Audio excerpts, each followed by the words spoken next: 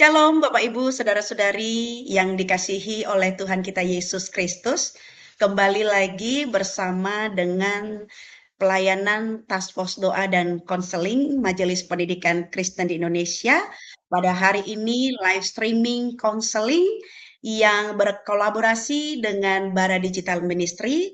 Dan topik pada hari ini adalah guru Kristen yang menjadi role model dalam kecerdasan emosional dan kesehatan mental.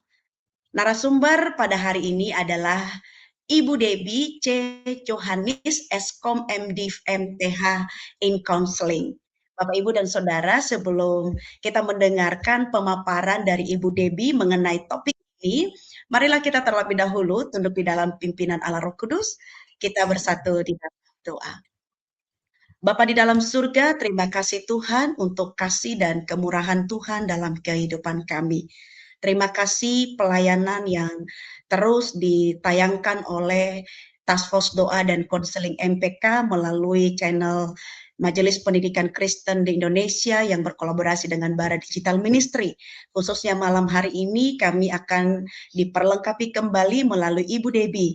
Ya Tuhan, biarlah Engkau yang memberkati dan memakai Ibu Debbie di dalam menyampaikan materi pada malam hari ini. Kami serahkan waktu ini sepenuhnya di dalam pimpinan Tuhan, di dalam nama Tuhan kami Yesus Kristus kami berdoa. Amin. Baik, saya persilakan kepada Ibu Debbie. Shalom Ibu Debbie. Shalom Ibu Ena. Ya, Ibu Ya, silakan. oke. Terima kasih untuk waktu yang diberikan kepada saya untuk boleh berbagi tentang topik kita yang sangat menarik, begitu ya, terkait dengan bagaimana guru boleh menjadi role model dalam kecerdasan emosional dan juga kesehatan mental. Ya, Bapak Ibu Saudara yang saya kasih dalam Tuhan, kita ini sedang hidup di dalam zaman yang banyak sekali tantangannya, begitu ya, khususnya dalam dunia pendidikan. Hari-hari ini guru-guru Kristen tidak hanya dituntut bisa jadi teladan dalam hal pembelajaran, dalam hal iman, tetapi juga menjadi teladan dalam hal kecerdasan emosi dan kesehatan mental. Kenapa bisa begitu, Bapak Ibu Saudara? Karena memang terkait dengan pergumulan di masa ini ya. Itu kalau kita lihat di slide berikutnya, Bapak Ibu Saudara, saat ini banyak anak-anak, siswa-siswa kita itu mengalami pergumulan dalam hal mental, begitu ya. Masalah yang salah satu yang kita boleh lihat dari hasil-hasil survei yang ada, contohnya dari survei I6HS 2022 dikatakan satu dari tiga anak remaja di Indonesia, itu sekitar 15,5 juta, mengalami masalah kesehatan mental dan mayoritas itu mengalami anxiety dan depresi begitu ya, dua gangguan mental yang cukup umum di anak remaja sekarang. Nah, kalau di anak-anak gitu ya, Menteri Kesehatan kita Bapak Budi Sadikin dalam konferensi persnya di tahun ini di bulan Maret ini mengatakan dari 7 juta anak yang di screening, lebih dari 4%-nya yaitu lebih dari 300.000 itu mengalami gangguan kecemasan dan depresi. Nah, ini menjadi alarm buat kita guru-guru Kristen bahwa kita itu tidak hanya ditantang untuk bagaimana membagikan iman kita lewat pembelajaran, tetapi juga bagaimana mengkaitkan iman kita dengan kondisi kesehatan mental, masalah mental yang terjadi di siswa-siswa yang kita bimbing begitu. Nah, tantangan yang cukup tidak mudah bagi saya di zaman teknologi ini adalah bagaimana eh, menurut tulisan dari APA begitu ya, dikatakan bahwa banyak remaja saat ini itu justru beralih ke AI gitu ya, chat AI untuk mendapatkan pertemanan, bahkan dukungan emosional gitu ya. Saya kalau mendapat klien-klien dari siswa-siswa, banyak di antara mereka yang nggak sungkan-sungkan lagi. Mereka cerita kalau mereka curhat ke AI begitu dan mereka merasa senang mendapatkan validasi-validasi positif dari AI. Jadi anak-anak sekarang tidak hanya mengandalkan AI untuk menjadi sumber dari akademik gitu ya, tetapi juga untuk hiburan, bahkan untuk mendapatkan pertemanan, emotional support yang mungkin saja mereka tidak dapatkan di lingkungan keluarga ataupun pertemanan mereka. Nah, ini menjadi hal yang serius sebab dunia digital, AI termasuk di dalamnya itu minim sekali batasan gitu ya, minim sekali perlindungan. Jadi saya sempat membaca ada penelitian-penelitian terbaru yang justru menyatakan bahwa anak-anak, orang-orang yang mengandalkan AI ini itu justru memiliki gangguan mental yang cukup serius juga begitu. Nah, ini menjadi tantangan dan juga menjadi peluang buat kita, guru-guru Kristen, orang-orang yang bergelut dalam dunia pendidikan, supaya kita menjadi jawaban bagi siswa-siswa yang kita layani di sekolah. Mereka boleh chat sama AI begitu ya untuk mendapatkan solusi, tetapi relasi dengan guru itu tetap tidak tergantikan begitu ya, sebab guru yang hadir, guru yang memberikan keteladanan, memberikan contoh bagaimana regulasi emosi, bagaimana relasi itu dibangun, itu justru lebih sehat. Nah, Bapak Ibu Saudara, kalau kita bicara tentang dukungan emosi gitu ya, kita akan bicara namanya kecerdasan emosi. Apa itu kecerdasan emosi? Kecerdasan emosi adalah kemampuan seseorang untuk mengenali, memahami, mengelola dan mengekspresikan emosi dengan tepat, baik emosi diri sendiri maupun orang lain begitu. Nah, menurut Daniel Goleman ada 4 bidang dari kecerdasan emosi ini gitu ya. 2 yang atas yaitu self awareness dan self management terkait dengan kompetensi dari diri sendiri. Kemudian social awareness dan relationship management terkait dengan kompetensi sosial. Kita akan lihat satu demi satu begitu ya. Nah, apa itu self awareness? Self awareness itu kemampuan untuk menyadari dan memahami emosi diri sendiri gitu. Jadi tahu apa yang saya rasakan saat ini dan kenapa bisa begitu. Jadi peka gitu ya dengan emosi diri sendiri. Lalu self management itu bicara setelah sadar dengan emosi kita, sadar kenapa, apa penyebab dari emosi itu, lalu diregulasi gitu. Dari kesadaran itu kemudian dikelola, diregulasi sehingga ketika akan mengambil keputusan atau melakukan sesuatu itu jauh lebih tepat, lebih positif hasilnya gitu. Nah, kemudian kalau social awareness itu bicara tentang kemampuan untuk peka menyadari emosi orang lain begitu dan menyadari apa sih yang sedang terjadi kepada dia. Jadi kalau kita sebagai guru, kita itu tahu apa yang misalkan siswa saya di kelas itu apakah yang dia sedang rasakan saat ini begitu. Seorang guru yang punya social awareness itu bisa peka apa yang dirasakan oleh anak didiknya dan tidak hanya berhenti di situ, ada relationship management. Ketika sudah peka, sudah sadar apa yang sedang dirasakan emosi diri sendiri dan juga emosi orang lain, kesadaran akan emosi diri sendiri maupun orang lain ini itu dikelola supaya ada interaksi yang positif.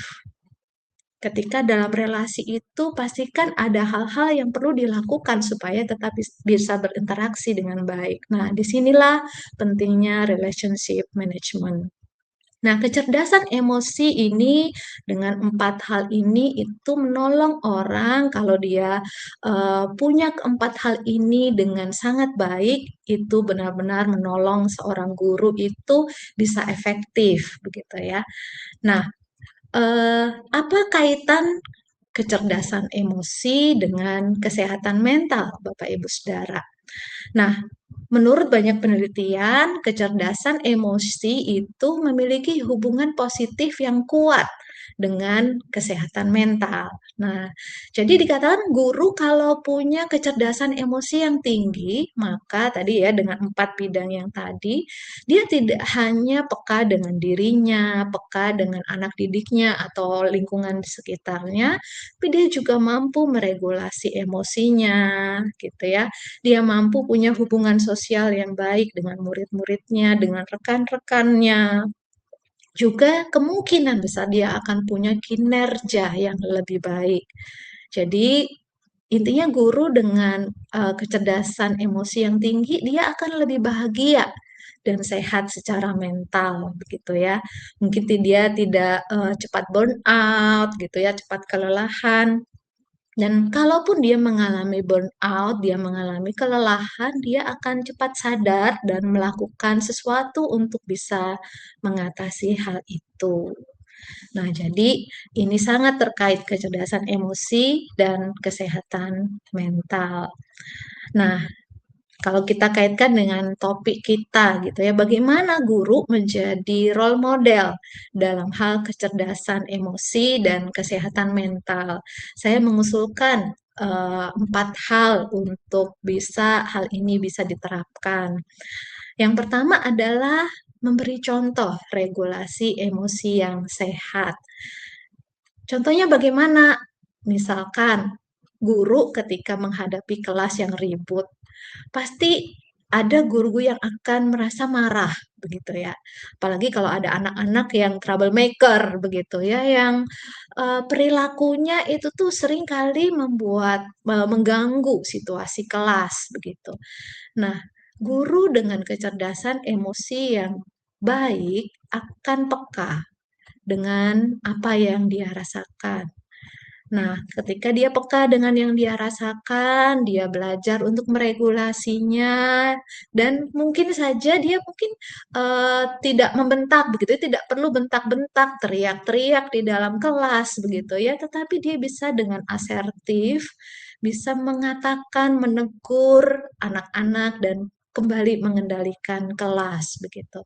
Nah, kalau contoh regulasi emosi yang sehat ini bisa dilakukan oleh guru di dalam kelas, maka saya percaya murid-murid pun akan belajar. Jadi kalau murid itu melihat bagaimana gurunya marah, itu nggak lempar barang, nggak nada tinggi dan memecahkan barang begitu ya, atau memukul dengan tiada batas begitu ya, maka anak-anak pun akan belajar. Oh, berarti saya kalau marah, oh, begini nih contohnya gitu.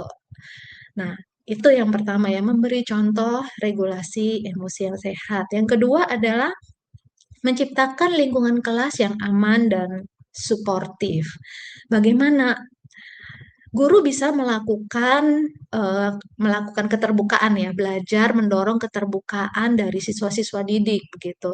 Belajar untuk mendorong anak bisa menceritakan apa yang dia pikirkan, dia rasakan secara aman, tanpa dijudgment, tanpa dihakimi.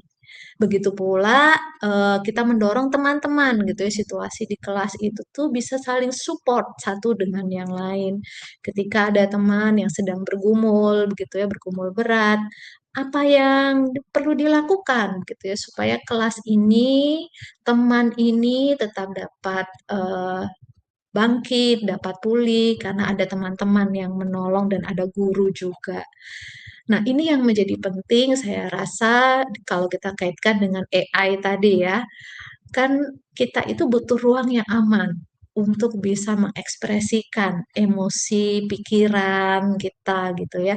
Kalau kita tidak mendapatkan tempat yang aman, maka akan muncul perilaku-perilaku yang tidak baik gitu. Khususnya siswa-siswa kita tahu ada banyak sekali masalah yang akhirnya itu ditimbulkan dari ketidakmampuan mereka menemukan ruang yang aman begitu. Nah, kalau mereka mendapatkan ruang yang aman di kelas, di guru mereka, maka mereka akan sedikit banyak mendapatkan solusi yang baik.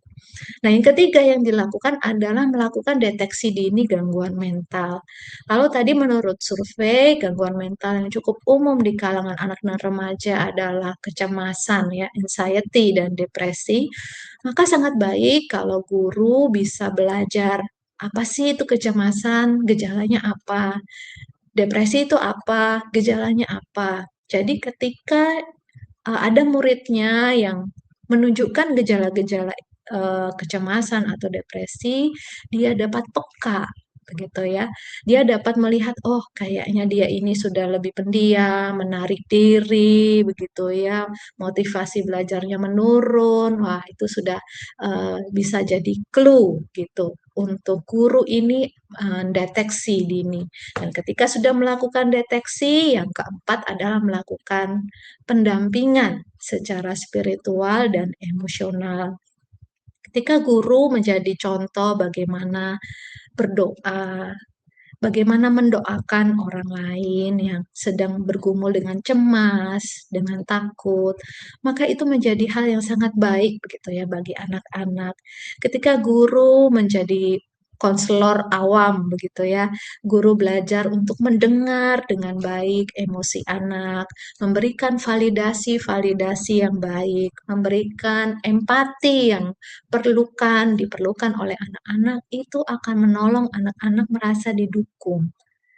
Dan ketika emosi mereka pun didukung, ketika mereka ditolong untuk memproses ya, memproses pergumulan emosi mereka, wah itu akan sangat baik. Nah, memang untuk ini banyak hal yang perlu dilakukan oleh guru untuk bisa melakukan hal-hal ini. Guru perlu belajar gitu ya. Kalau guru itu eh, memberi contoh regulasi emosi, maka guru juga sebelumnya harus lebih dulu belajar bagaimana cara meregulasi emosi. Jadi penting untuk pelatihan regulasi emosi gitu ya. Penting juga guru bagaimana punya spiritualitas yang baik supaya kepekaan akan kondisi anak didik itu Roh Kudus berikan, supaya kepekaan akan kondisi rohani atau apakah ini masalah mental atau masalah rohani atau masalah fisik, itu Roh Kudus bisa beritahu kepada kita sehingga dengan kepekaan itu kita bisa mendampingi dengan lebih efektif.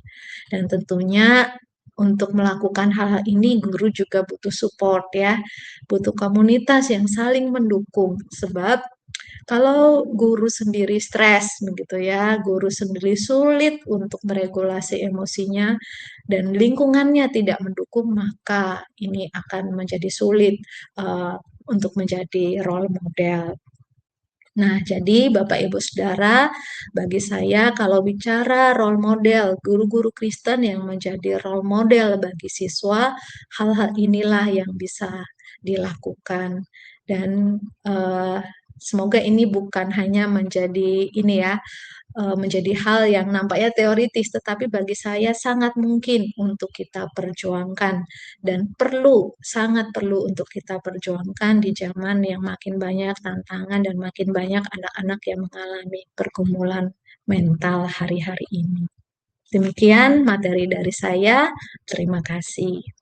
Baik Ibu Debi, terima kasih banyak untuk pemaparan materi pada hari ini. Guru Kristen yang menjadi role model dalam kecerdasan emosional dan kesehatan mental. Nah, Ibu ada pertanyaan, saya akan membacakannya. Bagaimana seorang murid berani jujur kepada guru atau orang tuanya tentang pergumulan emosi yang sedang ia hadapi? Dan bagaimana Hmm. mendukung mereka? Karena seringkali kejujuran murid atau anak bisa menjadi teguran kepada mereka kembali. Akhirnya mereka menerima nasihat yang cenderung Hmm. memojokkan atau menyalahkan mereka. Silakan Ibu Debbie. Oke, terima kasih untuk pertanyaannya yang bagi saya ini sangat faktual gitu ya. Seringkali memang saya jumpai di ruang konseling gitu ya dengan siswa-siswa.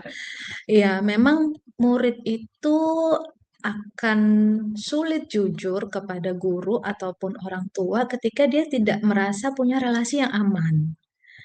Kalau dia lihat gurunya itu pemarah misalkan, atau cenderung judgmental, Ya. orang tuanya tidak pernah mengerti dia, maka Hmm. dia akan cenderung menutup diri, cenderung bahkan berbohong. Kalau Hmm. ditanya gimana perasaan kamu hari ini, apa yang kamu alami hari ini di sekolah, maka dia akan cepat bilang aman, oke, baik gitu. Hmm. Template-nya begitu gitu. Tapi Hmm. dia nggak berani cerita bahwa dia sedang galau karena temannya membuli dia misalkan. Ya. Nah, kalau nggak ada relasi yang aman, dia tidak akan mungkin untuk jujur, untuk cerita. Hmm. Jadi relasi yang aman inilah itu yang memungkinkan kejujuran itu terjadi. Dan dari mana relasi yang aman itu bisa terjadi? Kalau orangnya aman, Ya. gitu. Jadi kalau kepribadian, cara orang tua, cara guru itu berkomunikasi, membangun relasi, berkata-kata, itu tuh aman buat anak, maka itu akan mendorong dia jujur. Nah, jadi bagaimana mendukung kejujuran anak gitu ya? Yang pertama milikilah relasi gitu ya. Saya pernah Ya. baca ada suatu quote, eh, correction, eh, ah nah, connection before correction gitu ya. Ya. Jadi Hmm. kita harus membangun koneksi lebih dulu, baru bisa memberikan koreksi. Koreksi. Wow. Mm-mm, gitu. Jadi Iya. tanpa connection yang baik, maka correction itu akan ditangkap sebagai rejection, Hmm. gitu. Jadi eh, gimana supaya anak itu bisa jujur? Caranya adalah bangunlah relasi lebih dulu sebelum menegur gitu. Jadi kalau kita punya relasi yang baik, kita sudah mengenal dia dengan baik, mengenal sifat dia, maka kalaupun kita akan menegur, akan ngomong sesuatu yang mungkin nggak enak buat siswa itu atau anak Ya. itu, maka itu akan punya jaminan akan lebih diterima karena dia tahu bahwa oh papa mama sayang aku kok, oh guru ini care kok sama aku gitu. Jadi dia nggak takut bahwa dia akan dijudgment, akan ditolak, akan dimarahi gitu. Ya. Dan juga menurut saya yang bisa dilakukan adalah eh, memberikan statement gitu ya, yang sangat ampuh. Seringkali saya melihat ada orang tua yang bilang gini, papa mama nggak akan marah kok sama kamu kalau kamu dapat nilai jelek Hmm. gitu. Bukan Jadi berarti nanti anak-anaknya juga semakin, nyaman ya kalau misalnya dia dapat nilai jelek? Bukan ya? Kalau enggak, kita justru menggunakan kalimat itu? betul. Jadi ada banyak orang tua yang justru ketika mengatakan ini papa mama itu tetap sayang kamu meskipun kamu dapat Hmm. nilai jelek, kamu tetap anak Hmm. papa mama begitu. Papa Ya. mama tetap sayang kamu. Nah, jadi ketika dia dapat nilai jelek, dia tetap merasa papa mama nggak tolak dia. Dan itu menjadi energi besar untuk anak ini berjuang lagi. Hmm.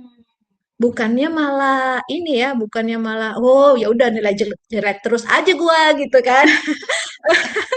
Enggak, justru penerimaan dari papa Hmm. mama, validasi positif dari guru itu menjadi sumber daya besar, menjadi full gitu ya. Wow. Minyak bakar gitu ya, bahan bakar untuk dia itu oke, karena papa mama sayang aku apa adanya, aku akan berjuang demi mereka. Gitu. Jadi Setuju. terkadang perlu di state gitu ya. Iya iya, betul betul. Iya. Mm-mm. Oke Ibu ya, penting sekali tadi penekanannya adalah supaya anak kita memiliki keberanian jujur, baik itu kepada teacher-nya mereka, kepada parents-nya mereka, berarti ada hubungan yang sudah dibangun yang baik seperti itu, ada relasi seperti Mm. itu ya Ibu ya. Mm-mm. Oke, terima Mm-mm. kasih Ibu. Pertanyaan yang kedua begini Bu, bagaimana seorang guru, nah ini sisi guru, memodelkan self awareness yang sehat. Misalnya Mm. mengakui bahwa kelelahan atau kekecewaan di depan siswanya tanpa kehilangan otoritas juga sebagai Mhm. seorang guru yang profesional. Ibu, silakan. Oke. Nah, mungkin untuk menjawab ini ada banyak ini ya, mungkin ada pro dan kontra gitu ya soal guru yang profesional tuh apakah harus jaim gitu ya, jaga image di depan murid gitu. Kan kalau pendekatan Mm. yang dulu guru-guru itu jaim gitu kan, jangan Ya. ngaku kalau lemah di depan murid gitu kan. Nah, tetapi eh, saya membaca buku-buku gitu ya, katanya kalau untuk generasi ini, generasi Z, generasi Alpha, mereka itu sangat menantikan otentisitas. Bagi mereka, guru atau orang tua yang otentik, yang berani mengakui kesalahan, berani mengakui kelemahan, itu justru mereka kagum banget gitu.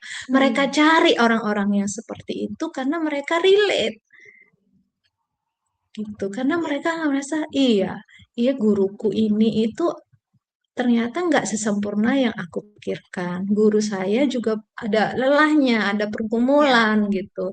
Dan gimana mengatasi pergumulan itu yang penting untuk ditolong gitu. Jadi bagi saya kalau guru misalkan lagi capek banget gitu ya mengajar dari pagi sampai sore, terus pas di kelas yang terakhir itu tuh anak-anak ributnya minta ampun gitu ya. Bagi saya it's okay gitu kalau kamu mau jujur ke mereka gitu ya. Tapi tentunya caranya harus perlu dipertimbangkan gitu ya.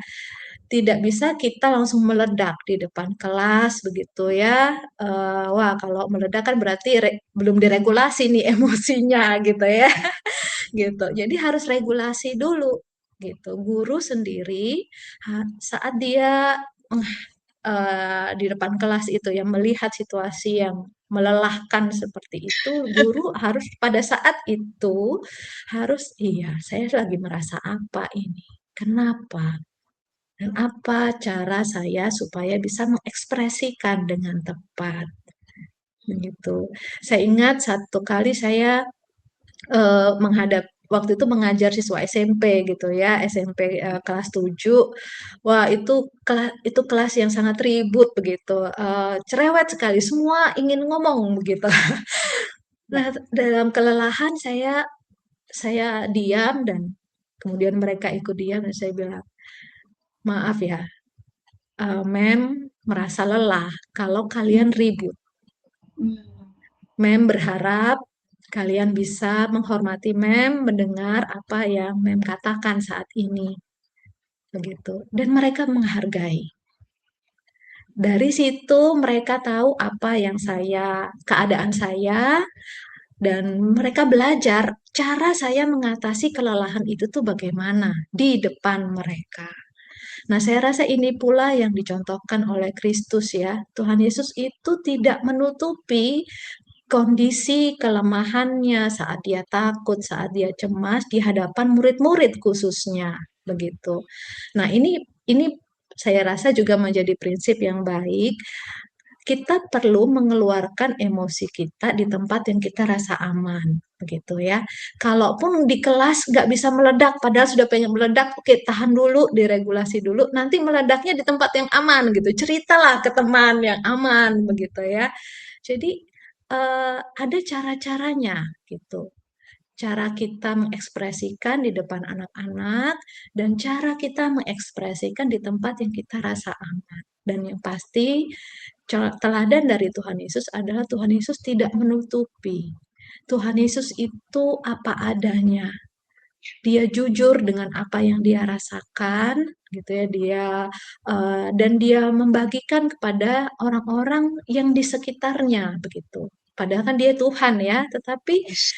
keberadaan murid-murid yang menjadi support system Tuhan Yesus itu penting buat Tuhan Yesus menjadi teman berdoa bersama, saling support dengan yang lain itu bagi saya menjadi teladan yang baik itu. Bagaimana Tuhan Yesus jujur dan bagaimana Tuhan Yesus mendapatkan support gitu untuk pergumulan dia.